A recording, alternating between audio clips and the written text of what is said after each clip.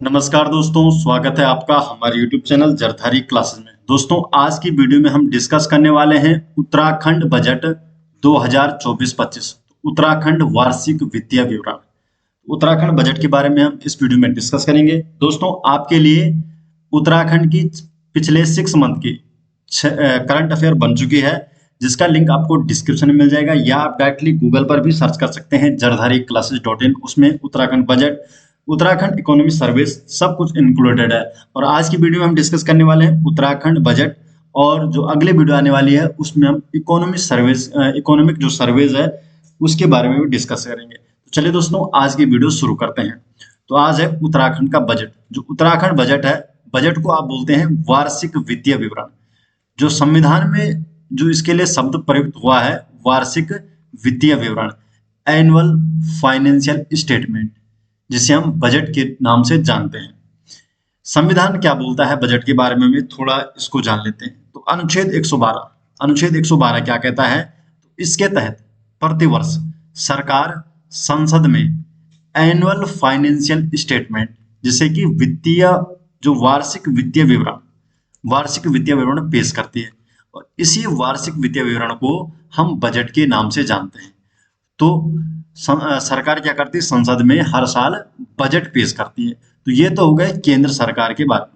अगर बात करें राज्य के बारे में, तो राज्य के बारे में जो संविधान है, तो संविधान के अनुच्छेद 202 में, आर्टिकल 202 में बताया गया है कि राज्यपाल को हर वित्तीय वर्ष के लिए राज्य की अनुमानित प्राप्तियों और व्यय का विवरण राज्य विधानमंडल के सामने प्रस्तुत करना होगा। तो इससे हमें एक बात समझ में आती है, जो बजट है, बजट में क्या है कि कितना पैसा, कितना रुपया सरकार के पास आया और कितना खर्च हुआ, कितनी कमाई है और क्या खर्च हो रहा है, इसी के बारे में ही हम बजट में दिखाते हैं।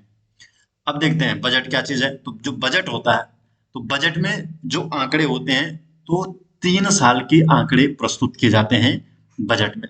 कौन कौन से? एक है जो पिछले वित्तीय वर्ष के आंकड़े होते हैं, जो हम प्राप्त कर चुके हैं पिछले वित्तीय वर्ष। एक है जो अभी चल रहा है, चालू वित्तीय वर्ष का आंकड़ा।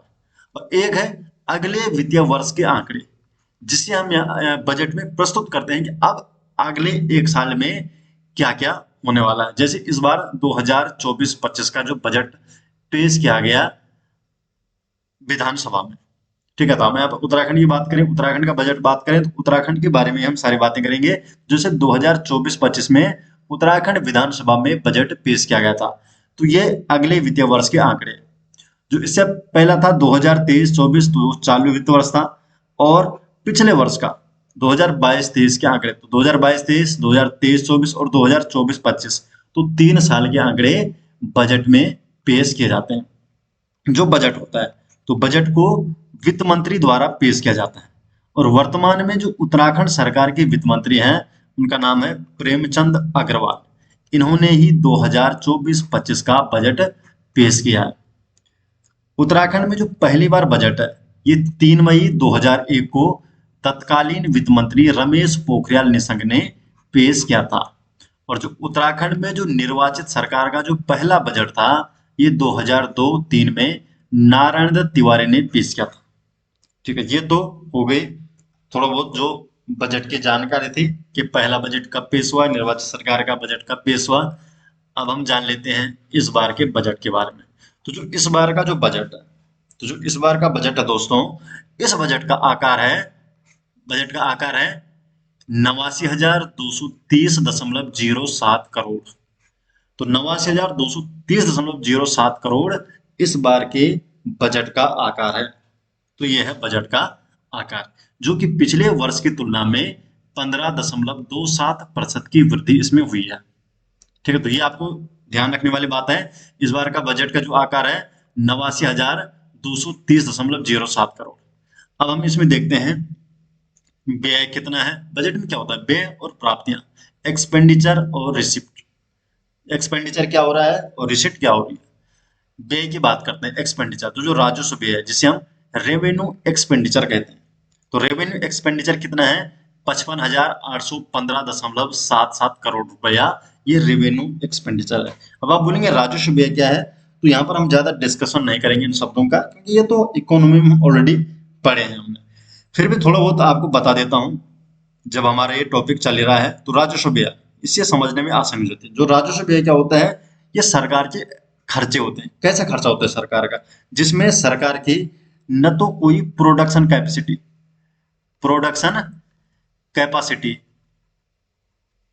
न तो कोई प्रोडक्शन कैपेसिटी का विस्तार होता है, न ही फ्यूचर के लिए कोई भी इनकम इससे जनरेट होती है।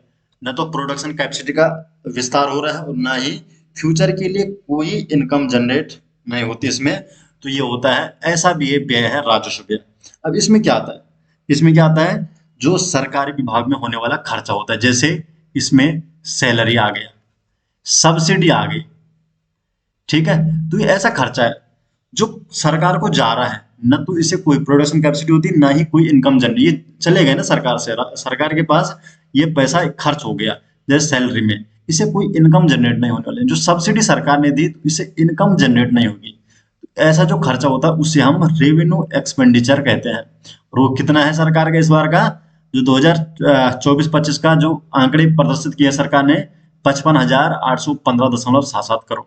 जो पूंजीगत आय है, जिसे हम कैपिटल एक्सपेंडिचर बोलते हैं, ये है 33,414.30 करोड़। इसका मतलब राजस्व व्यय ज्यादा है और पूंजीगत व्यय उससे कम है, 33,414 करोड़।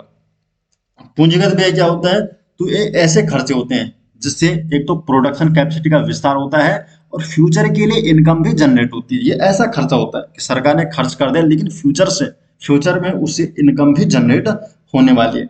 ये क्या क्या है इसमें, पूंजीगत व्यय में क्या आता है, सरकार कहाँ खर्च करती है, मानो सरकार ने किसी उद्योग में खर्च कर दे, उद्योग धंधों में खर्च कर दे, अस्पताल बना दिया, ठीक है, आपने स्कूल बना दिया, सरकार ने स्कूल बना दिया, सड़क बना दी, तो यहाँ पर सरकार ने खर्च पे तो किया है, लेकिन इससे क्या है, प्रोडक्शन कैपेसिटी बढ़ी है, फ्यूचर में इनकम जनरेट हुई, सड़क बना दिया, इसे टोल टैक्स लगता है, उद्योग बना दिया, अस्पताल बना दिया, स्कूल बना दिया, इससे क्या होता है, सरकार को इनकम जनरेट होती है, ठीक है। तो ये पूंजीगत व्यय में आता है। कैपिटल एक्सपेंडिचर क्या है, और एक है रेवेन्यू एक्सपेंडिचर। कुल टोटल खर्चा कितना हुआ है सरकार का, कुल व्यय कितना होगा सरकार का, जो बजट, जो कुल व्यय होता है वही बजट का आकार होता है, ये आपको ध्यान रखने वाली बात है। अब देखो कुल व्यय कितना हुआ, 89,230.07 करोड़, जो कि बजट का आकार है। तो ये चीज आपको ध्यान रखने वाली, कुल व्यय जो सरकार दिखाती है वो क्या होता है, बजट का आकार ही वही होता है जो कुल व्यय होने वाला है। अब बात करते हैं प्राप्तियां। प्राप्तियां मतलब जो पैसा आया, आय क्या है, सरकार की जो आय होने वाली है, ठीक है, रिसिप्ट। रिसिप्ट क्या होगी, जो प्राप्तियां। प्राप्तियां क्या है, तो एक पहली है राजस्व प्राप्तियां, फिर है पूंजीगत और कुल प्राप्तियां। तो राजस्व प्राप्तियां, रेवेन्यू रिसिप्ट। तो राजस्व प्राप्तियां क्या होगी, सरकार की ऐसी आय है जिसमें सरकार पर किसी भी प्रकार की लायबिलिटी नहीं होती, इससे लायबिलिटी, किसी प्रकार की लायबिलिटी सरकार के ऊपर नहीं है। मतलब सरकार ने ये पैसा, सरकार के पास आया तो है, लेकिन सरकार के पास कोई भी लायबिलिटी नहीं, मतलब सरकार को कुछ वापस देना नहीं है। सरकार के पास पैसा तो आया लेकिन वापस देना नहीं है जहां से आया है। देखो कितना है राजस्व प्राप्तियां, 60,552.90 करोड़। अब ये कौन सी है जिसमें लायबिलिटी नहीं है, जैसे टैक्स है, और टैक्स किसी प्रकार, डायरेक्ट टैक्स हो, इनकम टैक्स हो, कोई भी टैक्स जो सरकार के पास आ गया वह है राजस्व प्राप्तियां, रेवेन्यू रिसिप्ट, वो राजस्व के अंतर्गत आ गया, वह है 60,552 करोड़। इसमें सरकार के पास कोई भी लायबिलिटी नहीं है। सरकार के पास टैक्स तो आया, आपने टैक्स दिया, आपने जीएसटी दिया, आपने पेट्रोल में टैक्स दिया, आपने क्या है इनकम टैक्स दिया, आपने टोल टैक्स दिया, कोई भी टैक्स दिया, सरकार आपको वापस नहीं करने वाली हो, तो वो रेवेन्यू रिसिप्ट है।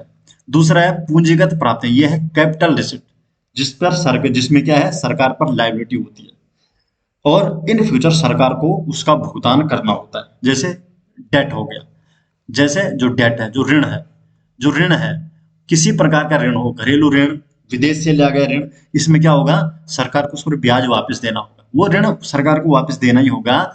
तो ऐसा जो कैपिटल रिसिप्ट है, उसे उसी इसको हम बोलेंगे कैपिटल रिसिप्ट। तो ये कितना है, 28,044.21 करोड़। और कुल जो आय हुई, कुल प्राप्तियां हुई 88,597.11 करोड़। तो ये सरकार की आई है। आगे बढ़ते हैं कि राज्य की अर्थव्यवस्था में निधि का प्रभाव। तो जो धन का प्रभाव है, रुपए का प्रभाव कैसे हुआ है। सबसे पहले रुपए आता कहाँ से सरकार के पास, रुपए कहाँ से आएगा। तो यहाँ पर आपको पाई चार्ट दिख रहा है, इसमें दिखाया गया है, आसानी आपको हो जाएगी कि कितना पैसा सरकार के पास आया है। अब आप यहाँ देखिए 25.24% जो पैसा है वो स्वयं का कर जो राजस्व है 25.24%। 5.46 क्या है करेतर राजस्व।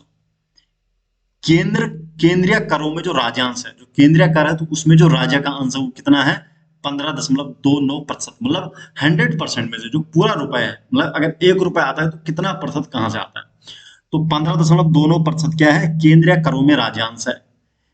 21.90 जो प्रतिशत हुआ है केंद्रीय सहायता से, केंद्रीय सरकार से सहायता अनुदान, जो केंद्रीय सरकार होती है जो सहायता अनुदान देती है, तो 21.90% पैसा वहां से आया है। 0.67 जो प्रतिशत है वो है लोक लेखा शुद्ध 0.67। और ऋणों एवं अग्रिम की जो वसूली है वहां से 0.14% है। और जो लोक ऋण है, जो डेट है, जो कर्ज लिया है, जो ऋण लिया है सरकार ने, वो है 31.30%। तो मतलब सबसे ज्यादा पैसा कहाँ से आया है सरकार के पास, सबसे ज्यादा ऋण लिया गया है, सबसे ज्यादा पैसा ऋण से आया है। फिर कहाँ से आया है, फिर आया है स्वयं का जो कर है राजस्व कर है। फिर कहाँ से आया है केंद्र सरकार से सहायता अनुदान। तो प्रश्न कैसे पूछा जा सकता है कि भाई आपके पास क्रम दिया जा सकता है कि अधिक से निम्न की ओर है, निम्न से अधिक की ओर जो क्रम है कहाँ से पैसा आया है। तो ये पैसा सरकार के पास आया है। तो रुपए आने का क्रम यहाँ पर दिखा रखा मैंने। तो लोक ऋण है 31.30%, स्वयं का कर राजस्व 25.24%, केंद्र सरकार से सहायता अनुदान है 21.90%, और केंद्रीय करों में जो राज्यांश है 15.29%। तो ये है कि रुपए वह कहाँ से आता है। ठीक है, अब आगे बढ़ते हैं कि रुपए जाता कहाँ है। अगर 1 रुपया आया है तो कैसा कैसा कहाँ जाता है रुपए। अब रुपए जाने का क्या कंपोजिशन है, क्या परसेंटेज है रुपए जाता कहाँ है। अब आप देखते हैं कि वेतन भत्ते मजदूरी आदि अधिष्ठान व्यय, जो वेतन भत्ते सरकार अपने कर्मचारियों को देती है तो 22.63% जो रुपए है ये वेतन भत्ते में जाता है। और 22.43% रुपए है ये निवेश ऋण से आया है। 5.41 जो प्रतिशत है ये है सहायक अनुदान अंशदान या राज्य सहायता। और ब्याज लाभांश का है 7.46% गया है। और 10.41% यह है वृहत निर्माण कार्य लघु निर्माण कार्य में जाता है। 22.55% अन्य खर्चों में जाता है पैसा। और 9.12% क्या है जो पेंशन है अनुतोषित जो पेंशन में जाता है। तो ये है जो रुपए जाता है। तो अगर आप देखेंगे सबसे ज्यादा रुपए कहाँ जाता है, तो जो सबसे ज्यादा रुपए ये कितना है 22.63%। तो 22.63% क्या है वेतन भत्ते मजदूरी ये इसमें चले जाता है, अधिकतम रुपए जाता है वेतन में। उसके बाद कहाँ जाता है तो अन्य खर्चे में तो बहुत सारे आ गए तो इसको हम यहाँ पे इंक्लूड नहीं करेंगे। अन्य उसके बाद आता है 22.43 निवेश ऋण में जाता है।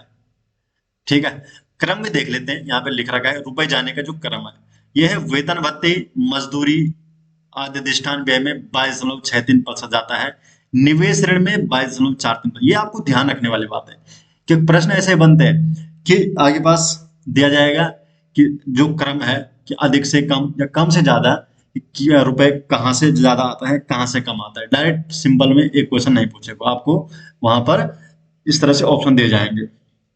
ठीक, बढ़ते हुए क्रम में घटते हुए क्रम में वृहत निर्माण कार्य लघु निर्माण कार्य में 10.41%। ये आपको इतना डेटा याद रखने जा रहे 10.41%। ठीक है, ये इस तरह से तो आएगा नहीं। पेंशन में 9.1%, लेकिन आपको ये पता होना चाहिए भाई कहाँ से ज्यादा जाता है कहाँ से कम आता है। नेक्स्ट की तरफ बढ़ते हैं।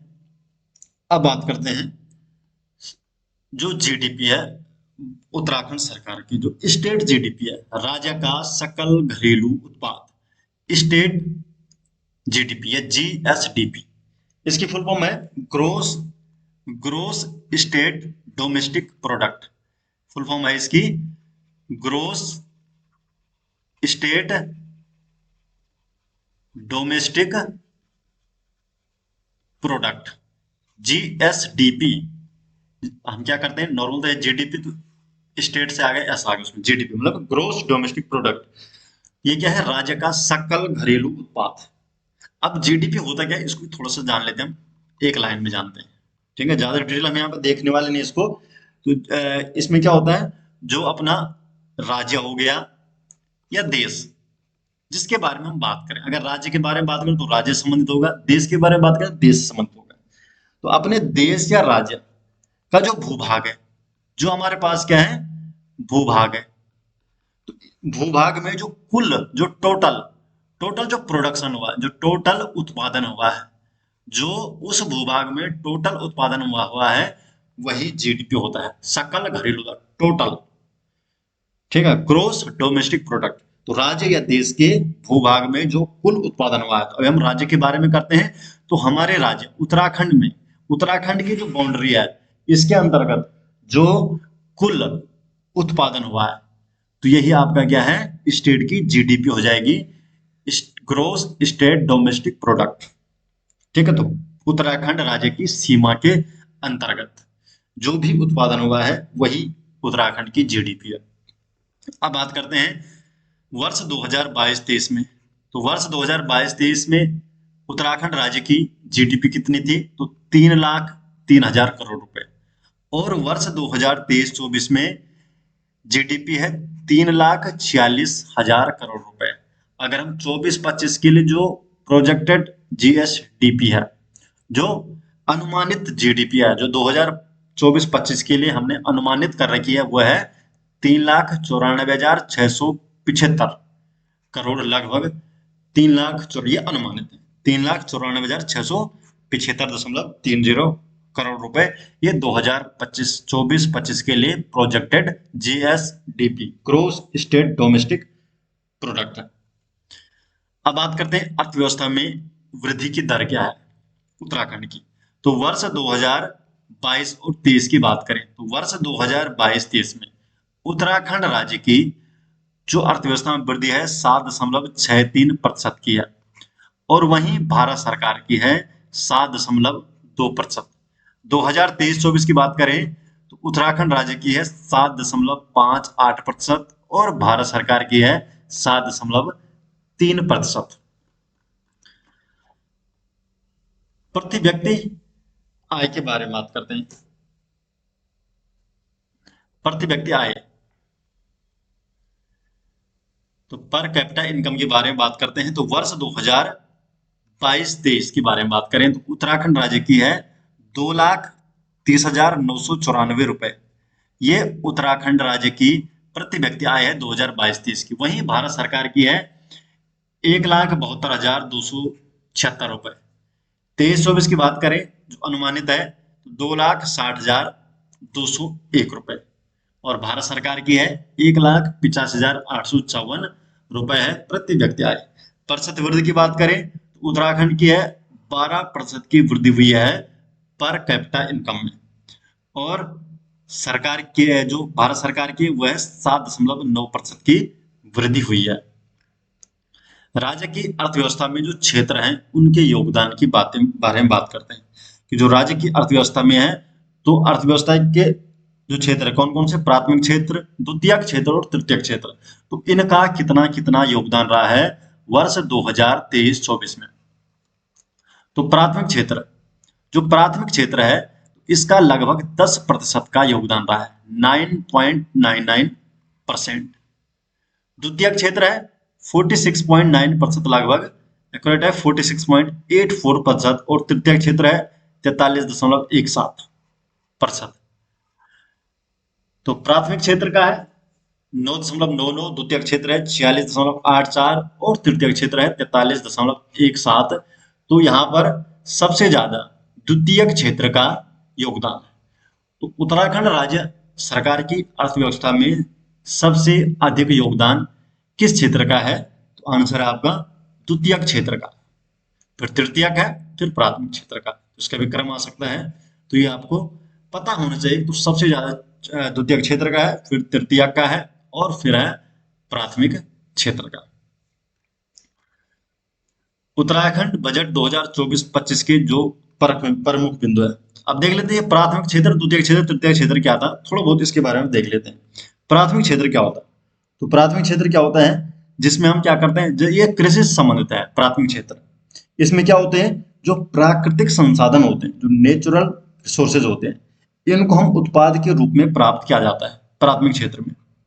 ठीक है, इसमें आता है कृषि हो गया, पशुपालन हो गया, वानिकी हो गया, मत्स्य पालन हो गया, खनन हो गया, उत्खनन हो गया, ये प्राथमिक क्षेत्र से संबंधित है, जिसमें हम क्या है, डायरेक्ट नेचुरल रिसोर्सेज को यूज करते हैं, उत्पाद के रूप में वहां से प्राप्त किया जाता है प्राथमिक क्षेत्र।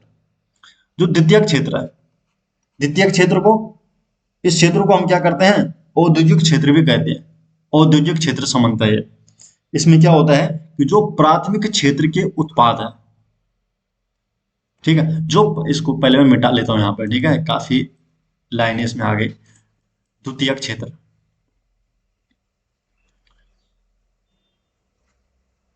तो जो दूसरा क्षेत्र है, जो द्वितीयक क्षेत्र है, तो जो द्वितीयक क्षेत्र है, इसमें क्या होता है, जो प्राथमिक क्षेत्र के उत्पाद है, जो यहाँ से हमें मिला है, इसको हम यहाँ पर कच्चे माल के रूप में प्रयुक्त करते हैं। तो ये हमारा द्वितीयक क्षेत्र है। ठीक है, जैसे इसमें क्या होता है, विनिर्माण हुआ, निर्माण हुआ, गैस, जल, विद्युत आपूर्ति, ये सारे क्या है, ये द्वितीयक क्षेत्र के अंतर्गत है। जो हमने प्राथमिक क्षेत्र में उत्पाद प्राप्त किया, इसको हम कच्चे माल के रूप में यहाँ पर यूज करेंगे, द्वितीयक क्षेत्र है। तो औद्योगिक क्षेत्र आपका द्वितीयक क्षेत्र है।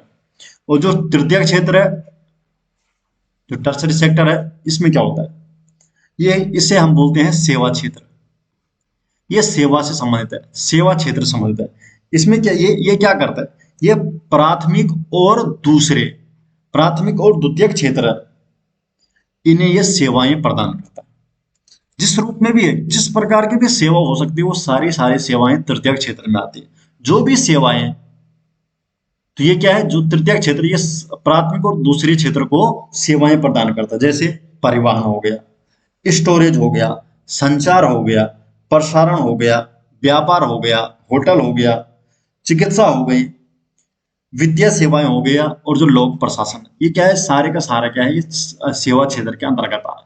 क्योंकि ये सभी चीजें क्या है, प्राथमिक और दूसरे क्षेत्र को क्या कर रहा है, सेवाएं प्रदान कर रहा है। ठीक है, तो ये चीज भी आपकी क्लियर हो गई होगी, इकोनॉमिक क्लास भी इसी में आपकी इंक्लूड हो गई। अब बात करते हैं उत्तराखंड बजट 2024-25 के जो प्रमुख बिंदु है। सबसे पहले क्या बात करते हैं, राजस्व अधिक्य। तो राजस्व अधिक्य क्या है हमारा, ठीक है, तो राजस्व अधिक्य के बारे में बात करते हैं। राजस्व अधिक्य मतलब रेवेन्यू सरप्लस। तो रेवेन्यू सरप्लस क्या हमारा, 4737.13 करोड़, ये रेवेन्यू सरप्लस है, जो कि जीएसडीपी का, जो स्टेट की जीडीपी का 1.2% है। 1.2% क्या है, राजस्व अधिक। अब रेवेन्यू सरप्लस क्या है, तो जो रेवेन्यू सरप्लस होता है, ये राजस्व प्राप्तियां, राजस्व प्राप्तियां और राजस्व व्यय, राजस्व प्राप्तियां और राजस्व व्यय का ये अंतर होता है। राजस्व अधिक, रेवेन्यू जो सरप्लस है, जो राजस्व हमने प्राप्त किया और जो खर्च किया, इन दोनों का जो अंतर है, वही आपका जो ये तो सरप्लस हो गया ना, ये तो ये रेवेन्यू सरप्लस है। ठीक है, जैसे राजस्व अधिक, जो राजस्व हमारे प्राप्त है कितनी थी, वो थी 60,000, वो कितनी थी, 60,552 करोड़ के लगभग। और जो खर्चा था, राजस्व व्यय था 55,815.77, लगभग 55,815 करोड़ के लगभग था। ठीक है, तो इन दोनों का अंतर कितना आ रहा है, लगभग 4,737.13 करोड़। तो ये आपका राजस्व अधिक है, जो कि जीएसडीपी का 1.2% है। जो राजकोषीय घाटा है, फिजिकल डिफिसिट, ये क्या है, जो स्टेट जीडीपी है, इसका 2.39% है, जो कि एफआरबीएम की लिमिट के अंतर्गत है। एफआरबीएम एक एक्ट है, जो एक लिमिट सेट करता है कि भाई कितना होना चाहिए। तो जो राजकोषीय घाटा है, तो जो एफआरबीएम जो लिमिट है, वो 3% है। और जो उत्तराखंड सरकार है, वो उसका अनुपालन कर रही है, और वो कितना है, 2.39% है। जो ऋण है, जो कर्जा है, वो जीएसडीपी का 24.23% है, जो कि एफआरबीएम के लिमिट के अंतर ही है, अंतर्गत ही है, जो कि एफआरबीएम लिमिट कितने बताती है, 32.8%। ठीक है, तो ये आंकड़े भी आपको ध्यान होने चाहिए। अब आगे बढ़ते हैं, जो एफआरबीएम क्या है। तो एफआरबीएम क्या है? एक एक्ट है। एफआरबीएम की फुल फॉर्म है physical responsibility and budget management, राजकोषीय उत्तरदायित्व और बजट प्रबंधन अधिनियम।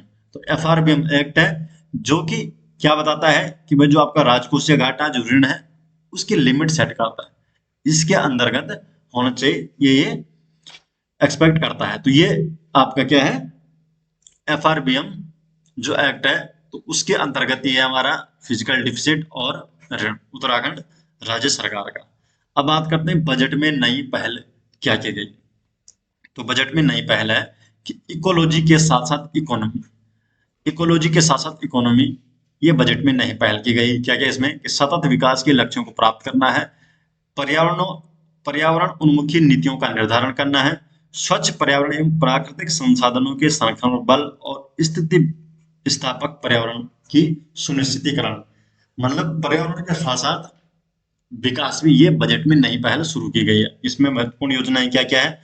तो कैंपा योजना है, इसके अंतर्गत 343 करोड़ रुपए दिए गए हैं। जलवायु परिवर्तन समन हेतु 55 करोड़।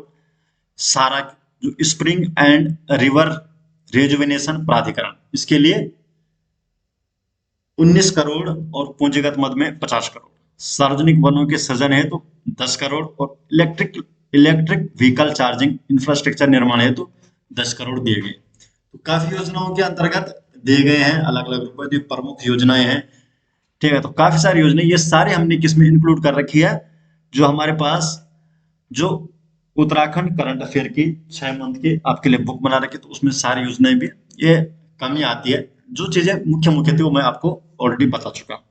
ठीक है, और ये सारे हमने ई बुक के अंदर इंक्लूड कर रखी है, जिसमें उत्तराखंड बजट भी है, उत्तराखंड इकोनॉमिक सर्वे भी है, और पिछले 6 मंथ के करंट अफेयर जो आपके आने वाले सभी एग्जाम, आने वाला भी पीएसएस का एग्जाम है, फिर एसआई का है, एलटी हो गए, जो भी एग्जाम है ग्रुप सी के, सभी के लिए ये करंट अफेयर काफी महत्वपूर्ण, और यहाँ से एक दो क्वेश्चन तो बनते ही बनते हैं हर बार, आपने एग्जाम में देखा होगा। ठीक है दोस्तों, एक और चीज है जो 2025-24 में, 2024-25 के लिए, 2024-25 के लिए जो जेंडर बजट हेतु, इस चीज को आप नोटिस, जेंडर बजट बजट हेतु 14,538.05 करोड़ रुपए ये निर्धारित किया गया है। ये जेंडर बजट हेतु निर्धारित किया गया है। ठीक है, तो 14,538.05 करोड़ रुपए जेंडर बजट हेतु निर्धारित किया गया है। तो दोस्तों, ये हो गया उत्तराखंड का बजट, और आने वाले जो वीडियो है उसमें हम आपको बताने वाले हैं उत्तराखंड इकोनॉमिक सर्वे। तो मिलते हैं दोस्तों नेक्स्ट वीडियो के साथ, तब तक के लिए आपका बहुत बहुत धन्यवाद।